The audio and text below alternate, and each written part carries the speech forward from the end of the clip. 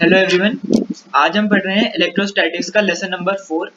इससे पहले लेसन में हमने बात करी थी Coulomb's law in vector form के बारे में, और आज हम उसी के आगे पढ़ रहे हैं सुपरपोजिशन प्रिंसिपल।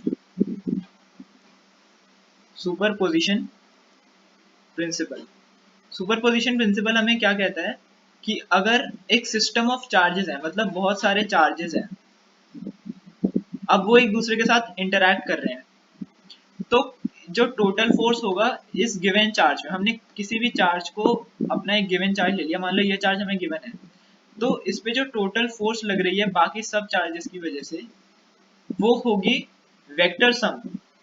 क्या होगा? Vector sum of all these charges, vector sum of the force exerted by all these charges. तो इसकी डेफिनेशन क्या बन जाएगी? It states that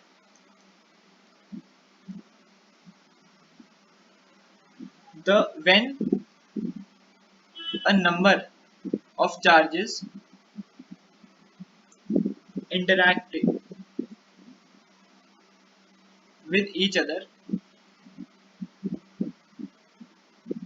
when a number of charges interact with each other, the total force on a given charge is the vector sum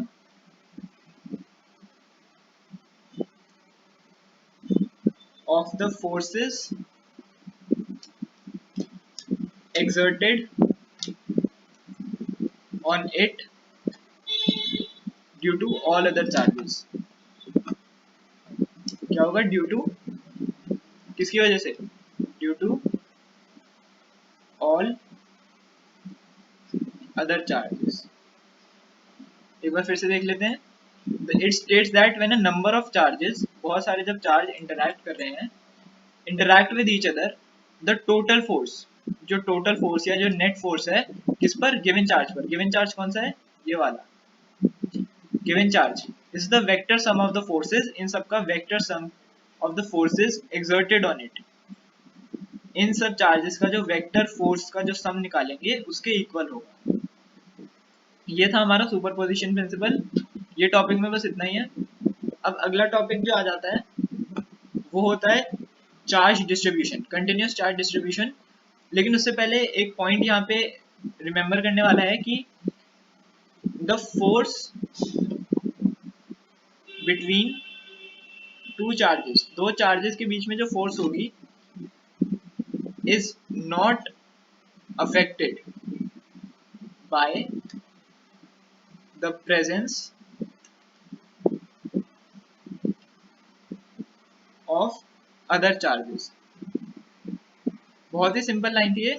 इसका मतलब ये हो गया कि जो अगर ये दोनों चार्ज इंटरैक्ट कर रहे हैं, तो इन दोनों चार्जेस के बीच में जो फोर्स है वो इन दोनों चार्ज के बीच है, इन दोनों चार्ज के बीच जो फोर्स है उनसे अफेक्ट नहीं होगी।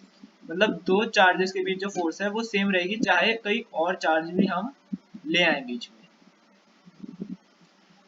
अब हम पढ़ते हैं continuous charge distribution.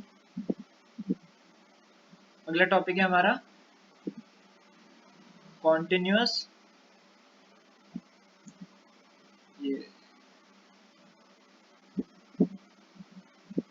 Charge distribution. अब कंटिन्यूस चार्ज डिस्ट्रीब्यूशन का मतलब क्या हो गया कि अलग अलग सरफेसेस पे चार्ज कैसे डिस्ट्रीब्यूट होता है, हमें उसके बारे में पढ़ना है। तीन टाइप के चार्ज डिस्ट्रीब्यूशन होते हैं, इसके 3 टाइप्स होते हैं। सबसे पहला होता है linear charge distribution. Linear charge distribution, short form हो जाएगी इसकी LCD। Linear charge distribution, as the name suggest, line के ऊपर जो चार्ज डिस्ट्रीब्यूट होता है। लीनियर का क्या मतलब हो गया? लाइन। तो लीनियर चार्ज डिस्ट्रीब्यूशन को हम कैसे डिफाइन करेंगे? व्हेन चार्ज स्प्रेड्स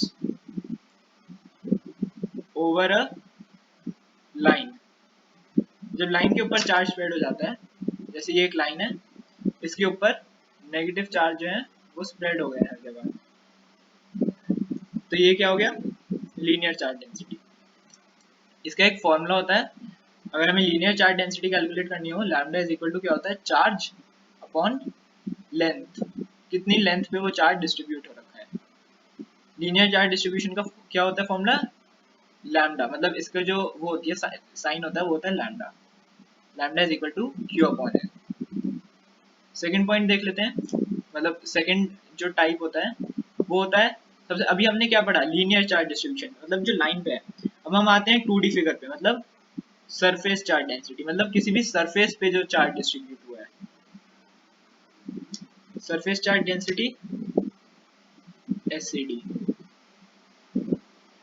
इसका क्या हम लिखेंगे, व्हेन, वही सेम डेफिनेशन है, बस वहां पे क्या था, लाइन थी, यहाँ पे सरफेस हो जाएगा, when charge spreads over a surface, तो उसे हम क्या कहेंगे, सरफेस चार्ज डेंसिटी। मतलब ये हमारे पास एक सरफेस है और इसके ऊपर हर जगह चार्ज डिस्ट्रीब्यूट हो गए हैं, ये क्या हो गया, सरफेस चार्ज डेंसिटी। इसका फॉर्मूला हमारे पास होता है, हम इसे रिप्रेजेंट करते हैं sigma is equal to Q upon A. यहाँ पे क्यू, यहाँ पे क्या था, एल क्या था, लेंथ, और क्यू क्या था, चार्ज। यहाँ पे क्यू तो वही रहता है, चार्ज, और ए का मतलब क्या हो गया, एरिया। यहाँ पे तो क्योंकि लेंथ थी ना, लाइन है तो उसकी लेंथ होगी, यहाँ पे एक सरफेस है तो सरफेस का क्या होता है, एरिया होता है। इसका फॉर्म, इसका हम रिप्रेजेंट करते हैं सिग्मा से ये हो गया सरफेस चार्ज डेंसिटी। और अब थर्ड लास्ट टाइप कौन सा होता है, थर्ड होता है वॉल्यूम चार्ज डेंसिटी, मतलब 3D। सबसे पहले हमने लाइन पढ़ा, फिर 2D, अब 3D वॉल्यूम चार्ज डेंसिटी। इसे हम लिख सकते हैं VCD। तो इसकी भी सेम डेफिनेशन है, when charge spreads over a volume. अब इसमें हम कैसे बनाएंगे, हमारे पास मान लो एक क्यूब है, बेसिक सी एक 3D फिगर, एक क्यूब है और उस क्यूब के पूरा अंदर वॉल्यूम में, पूरी वॉल्यूम में चार्ज डिस्ट्रीब्यूट है, तो ये क्या हो गया, वॉल्यूम चार्ज डेंसिटी हो गया। और वॉल्यूम चार्ज डेंसिटी को हम रिप्रेजेंट करते हैं रो से, rho is equal to Q upon V. Q same charge, और वी यहाँ क्या था, एरिया था, सब ऊपर क्या था, लेंथ, और यहाँ क्या हो जाएगा, वॉल्यूम, कितनी वॉल्यूम में डिस्ट्रीब्यूट है, इसको रो से रिप्रेजेंट करते हैं। ये सही से बना नहीं, ये रो होता है। हमने तीन चार्जेस पढ़ लिए, मतलब तीन चार्ज डिस्ट्रीब्यूशन पढ़ लिए, linear charge distribution, surface charge distribution और वॉल्यूम चार्ज डिस्ट्रीब्यूशन। डिस्ट्रीब्यूशन कहें, डेंसिटी कहें, सेम बात है, हम इसे डिस्ट्रीब्यूशन भी कह सकते हैं, डेंसिटी भी कह सकते हैं, कुछ भी लिख सकते हैं। अब ये हमारा चार्ज डिस्ट्रीब्यूशन यहाँ पे ओवर हो गया। अब जब हमारे पास न्यूमेरिकल्स आते हैं, उसमें हमें क्वेश्चन में ना दो टर्म्स लिखी हुई होती हैं, मतलब दो अलग अलग टाइप के आ सकते हैं। एक होता है चार्ज इक्विलिब्रियम, इसकी न्यूमेरिकल्स अभी हम करेंगे, चार्ज इक्विलिब्रियम और सिस्टम इक्विलिब्रियम। इन दोनों में डिफरेंस होता है, और क्वेश्चंस, कभी क्वेश्चन में ये दिया होता है, कभी क्वेश्चन में ये दिया होता है, उसमें कंफ्यूजन हो जाती है। तो अभी हम दोनों को पढ़ते हैं। चार्ज डिस्ट्रीब्यूशन में क्या होता है, सॉरी चार्ज इक्विलिब्रियम में क्या होता है कि हमारे पास दो चार्जेस हैं, कैपिटल क्यू, सेम मैग्नीट्यूड मान लिया हमने, और यहाँ पे बीच में कहीं पे भी एक चार्ज है क्यू, इस पूरे की लेंथ है एक्स, इतनी लेंथ हमने ले ली आर, तो ये कितनी हो जाएगी, एक्स माइनस आर। तो अब एफ चार्ज इक्विलिब्रियम में क्या होता है, हमारे पास जो F capital Q small q, मतलब जो इन दोनों के बीच में जो चार्ज है वो इक्वल होगा इन दोनों के बीच के चार्ज के। ये हमारे पास चार्ज इक्विलिब्रियम होता है कि जो ये वाला चार्ज है वो इस वाले चार्ज के फोर्स के इक्वल होगा, एफ क्यू। तो अगर हम इसे सॉल्व करते हैं तो 9 into 10⁹ into Q upon distance कितना है, आर स्क्वायर।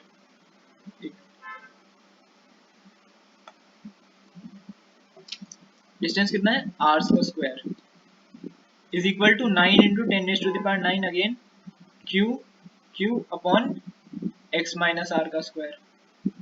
अब ऊपर वाले तो न्यूमरेटर सेम है तो कैंसिल हो जाएंगे, x minus r square is equal to r square, तो इससे हमारे पास क्या इक्वेशन आ जाएगी r x minus r is equal to r, 2r is equal to x और r is equal to x upon 2। मतलब जो स्मॉल q वाला charge है वो कहाँ होगा, एकदम बीच में होगा, ये जो पूरा डिस्टेंस है इसके एकदम सेंटर में होगा। ये हमें किसने बताया, चार्ज इक्विलिब्रियम से। r is equal to x by 2 से हमें क्या पता चला कि जो ये q वाला चार्ज है ये एकदम सेंटर में होगा। उसके बाद होता है सिस्टम इक्विलिब्रियम। सिस्टम इक्विलिब्रियम में भी हमने सेम ये डायग्राम लिया, q बीच में एक स्मॉल चार्ज है q। अब सिस्टम इक्विलिब्रियम में ये वाला डिस्टेंस हमने फिर से ले लिया x, ये हो गया r और ये हो गया x माइनस r। अगर हमें चार्ज इक्विलिब्रियम बोला हो तो हम लेंगे ये वाली कंडीशन चार्ज इक्विलिब्रियम में, और अगर हमें बोला हो सिस्टम इक्विलिब्रियम तो हम लेंगे ये वाली कंडीशन की F Q Q plus F capital Q small Q is equal to 0।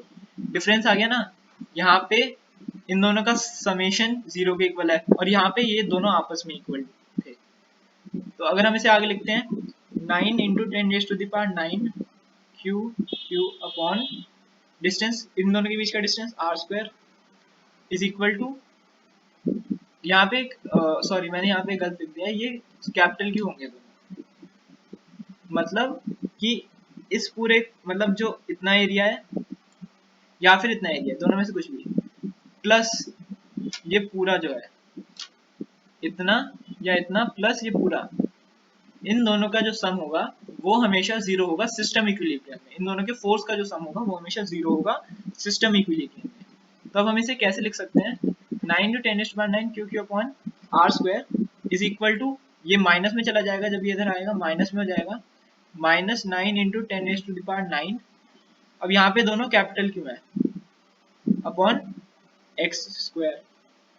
अब 99 कैंसिल हो गया, एक कैपिटल क्यू से एक कैपिटल क्यू कैंसिल हो गया, तो अब हमारे पास क्या इक्वेशन आ गई, q upon r square is equal to minus capital q upon x square. मतलब आर स्क्वायर ये स्मॉल वाला डिस्टेंस, ये वाला डिस्टेंस r और ये पूरा डिस्टेंस x, तो लास्ट में हमारे पास ये इक्वेशन आ गई, ये वाली भी याद कर लेना। मतलब ये दोनों हमारे पास टर्म्स हो गई, हमें डायरेक्ट यूज कर सकते हैं। चार्ज इक्विलिब्रियम दे रखा है तो इस वाली कंडीशन को यूज करना है, सिस्टम इक्विलिब्रियम दे रखा है तो ये वाली इक्वेशन यूज करनी है।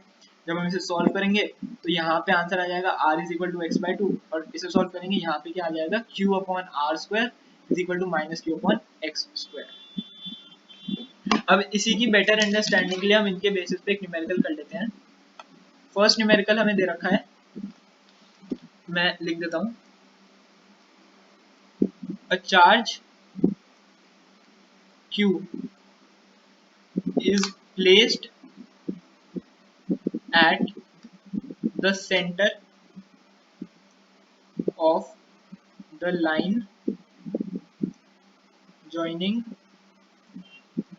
two equal charges हो गए, equal charges capital Q।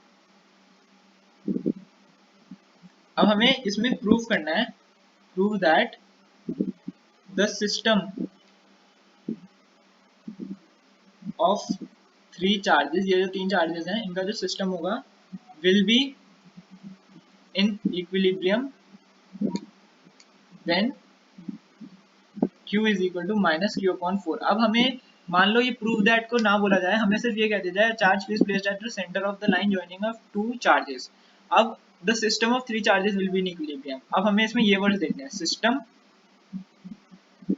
Of charges will be in equilibrium, मतलब क्या हो गया, सिस्टम इक्विलिब्रियम में। हमें इस क्वेश्चन से क्या पता चल गया कि इसमें सिस्टम इक्विलिब्रियम में दे रखा है। अब सिस्टम इक्विलिब्रियम में दे रखा है और हमें क्या प्रूव करना है कि q जो है स्मॉल q जो है वो माइनस क्यू अपॉन 4 के इक्वल है। तो कर देते हैं इसे प्रूव। सबसे पहले वही डायग्राम बना लिया, ये पूरी डिस्टेंस हमने ले ली r,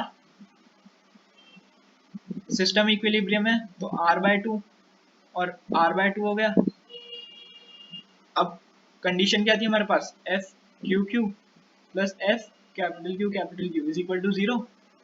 अब हमने वही चीज करी, 9 into 10⁹9 capital Q small Q upon, यहाँ पे क्या होगा r/2 का स्क्वायर, और यहाँ पे होगा r का स्क्वायर, और दोनों जगह कैपिटल क्यू आएगा। अब ए क्यू से ए क्यू कैंसिल हो गया, 9 इंटू 10⁹9 से 9 इंटू 10⁹9 कैंसिल हो गया। अब इसे हम सॉल्व करेंगे तो ये आएगा 4q अपॉन आर स्क्वायर, एक मिनट, 4q upon r square is equal to minus, ये माइनस है यहाँ पे, minus q upon r square से आर स्क्वायर कैंसिल, तो q की वैल्यू क्या आ गई, माइनस q अपॉन 4। और यही तो हमें प्रूफ करना था क्वेश्चन में, यही तो प्रूफ करना था कि q जो है वो माइनस q अपॉन 4 के इक्वल है। तो हम यहाँ पे लिख सकते हैं हेंस प्रूव्ड, ये हमने प्रूफ कर दिया। ये न्यूमेरिकल था सिस्टम इक्विलिब्रियम पे। अब एक और छोटा सा न्यूमेरिकल कर लेते हैं चार्ज इक्विलिब्रियम पे। सेकंड क्वेश्चन भी ऐसा ही है, इसमें हमें क्या दे रखा है कि दो सिमिलर चार्जेस हैं और कहीं पे भी एक चार्ज है Q। अब हमें क्या दे रखा है इसमें कि जो सिस्टम ऑफ चार्ज है वो इक्विलिब्रियम है, मतलब चार्जेस आर इन इक्विलिब्रियम में है चार्जेस। तो अब हमें पोजीशन करना है, अब हमें पोजीशन फाइंड करनी है इस वाले चार्ज की। हमें फाइंड क्या करना है, फाइंड पोजीशन ऑफ Q। बाकी हमें इतना गिवन है कि ये दो आइडेंटिकल चार्जेस हैं separated by a distance of x, और चार्जेस, ये जो चार्जेस हैं ये इक्विलिब्रियम में है, और हमें स्मॉल q की पोजीशन फाइंड करनी है। तो हमने इतने डिस्टेंस को r मान लिया, तो ये कितना हो जाएगा x माइनस आर, ये r है तो ये x माइनस आर हो जाएगा। अब जैसा कि अभी हमने बताया था कंडीशन में कि जो चार्जेस एंड इक्विलिब्रियम होते हैं, तो क्या कंडीशन होती है कि F q small Q is equal to F q small q, मतलब जो इन दोनों के बीच में फोर्स होगा वो इक्वल होगा इन दोनों के बीच में फोर्स, जो है ये दोनों फोर्सेस आपस में इक्वल होंगे। तो अब हम डायरेक्ट वैल्यू पुट कर देते हैं, 9 into 10⁹9 Q into Q upon, इन दोनों के बीच में कितना डिस्टेंस है आर स्क्वायर, और ये 9 into 10⁹9 q Q upon x minus r square. अब न्यूमरेटर तो पूरा पूरा कैंसिल हो गया, क्या है हुआ r square is equal to x minus r square, हमने डिनोमिनेटर का रेसिप्रोकल कर दिया, तो r is equal to x minus r, 2r is equal to x, और आर की वैल्यू क्या आ गई x/2। x/2 का क्या मीनिंग हो गया कि जो q है वो एकदम मिडल में है। r is equal to x/2 का क्या मतलब हो गया, therefore q is in middle, इन दोनों के एकदम बीच में है। ऊपर जब हमने ये वाली कंडीशन यूज करी थी तब भी Q जो चार्ज था वो मिडल में था, मतलब जब भी चार्ज इक्विलिब्रियम होता है तो दो आइडेंटिकल चार्जेस के बीच में जो चार्ज रखा है वो हमेशा उन दोनों के इक्वी डिस्टेंट होगा। तो ये हमने फाइंड कर लिया कि जो Q है वो मिडल में होगा। अब आज की वीडियो में सिर्फ इतना ही, हमने यहाँ पे चार्ज डिस्ट्रीब्यूशन कवर कर लिया और दो तरीके के न्यूमेरिकल्स टाइप पढ़ लिया हमने, चार्ज इक्विलिब्रियम और सिस्टम इक्विलिब्रियम। और अब नेक्स्ट क्लास में हम पढ़ेंगे बहुत ही इंपॉर्टेंट टॉपिक इलेक्ट्रिक फील्ड और इलेक्ट्रिक फील्ड लाइंस के बारे में।